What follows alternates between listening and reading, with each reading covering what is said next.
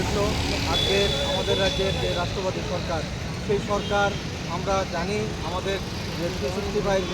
শিক্ষকরা গত মার্চের 21 তারিখ থেকে কর্মহীন অবস্থায় আছি, তাদের কথা অবশ্যই ভাবছেন, কিন্তু তা স্পষ্টভাবে আমাদের কোনো কিছু বলছেন না বা আমরা কোনো ইনফরমেশন পাচ্ছি না। আমরা সারা রাজ্যে 1069 জন শিক্ষক বিগত দিন থেকে আমরা কথা বলে আসছি, বিভিন্নভাবে কাগজ দিয়ে আসছি, কিন্তু সাক্ষাৎ করতে পারছি না আমাদের শিক্ষামন্ত্রী তথা মুখ্যমন্ত্রীর সঙ্গে যে আমরা এই রাজ্যের যে আইসিটির শিক্ষা ব্যবস্থা সেটা কিভাবে চলছে সেটা যদি আমরা না বলতে পারি, না জানাতে পারি, ওনারা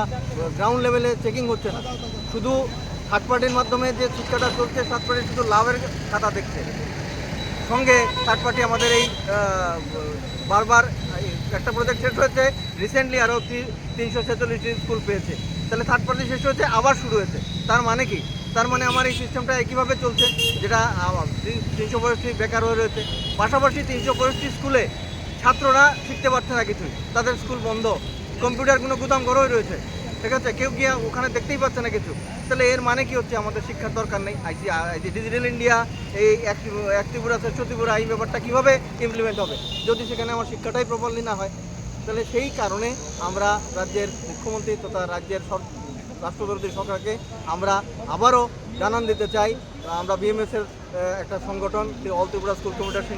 সংঘের মাধ্যমে, যে আমরা এই রাজ্যেরই মানুষ এবং এই রাজ্যের মানুষদের আমরা নিম্নতম মজুরি, নিম্নতম